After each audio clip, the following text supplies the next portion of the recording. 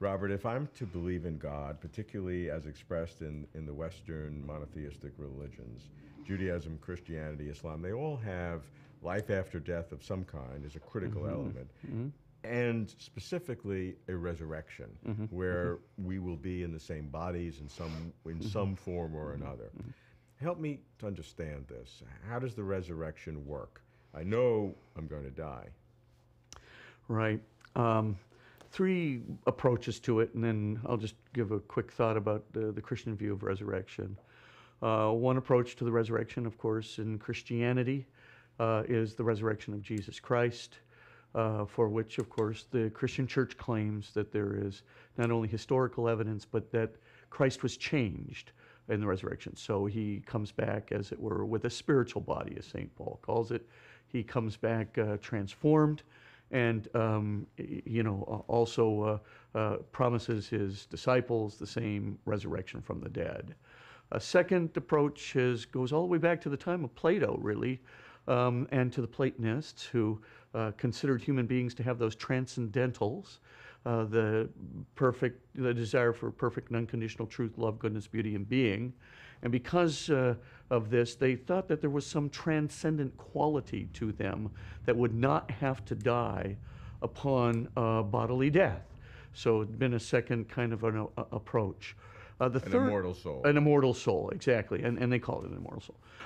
So the third approach, is very, very contemporary. There seems to be a series of near-death experiences that are narrated in some good medical journals like The Lancet in Great Britain and the Journal of Diseases, Childhood Diseases of the American Medical Association.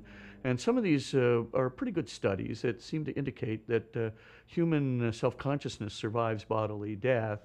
There are some veridical factors, some verifiable factors that seem to be included in it. One verifiable factor is people identify certain things which can be empirically tested later on. For example, cracks in light fixtures or shoes outside ledges or something of that nature outside of a building, which can be actually verified after the fact, supposedly when they were clinically dead. Well, I think that's very controversial. I personally don't.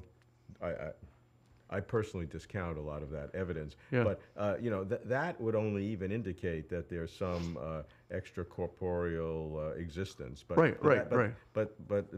that doesn't talk about a future resurrection. No. I mean, it's just an approach. I mean, so again, you're dealing with an informal inference, right? So you try and get the data that you can that seems to indicate it, and you put it together with all the antecedent probabilities. Do these near-death experiences have some veracity? If so, factor them in. What about the transcendentals? Do they have some veracity? Okay, factor it in. How about the resurrection of Jesus Christ? Do you buy some of the historicity there? Okay, factor it in.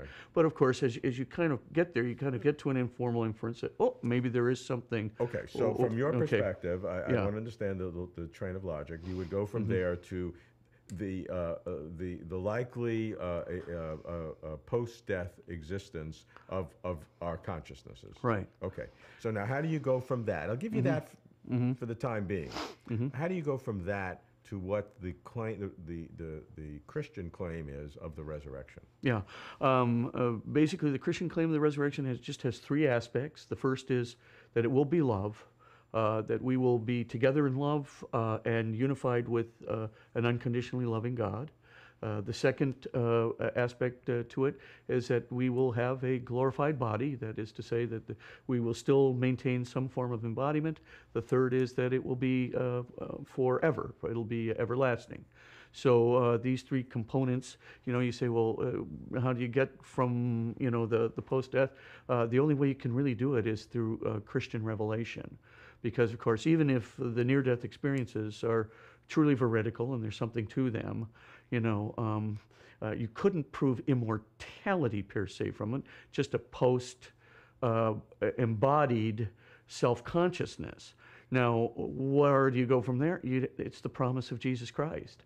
Now, Plato didn't think that he would have to have a revelation. He really thought that the transcendentals could indicate that.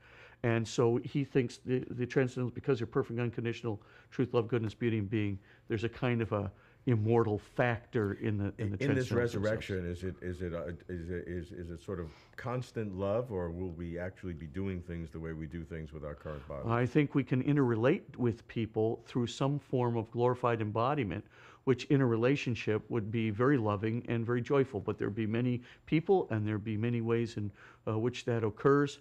And for us, of course, there would be a temporal component to it. It'd be a continuous unfolding.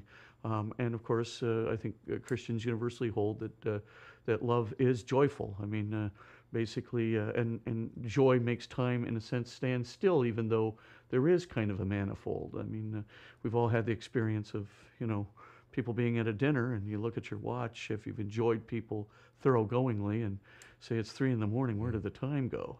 And that's basically at least a little glimmer as to what it might be like for the Christian resurrection.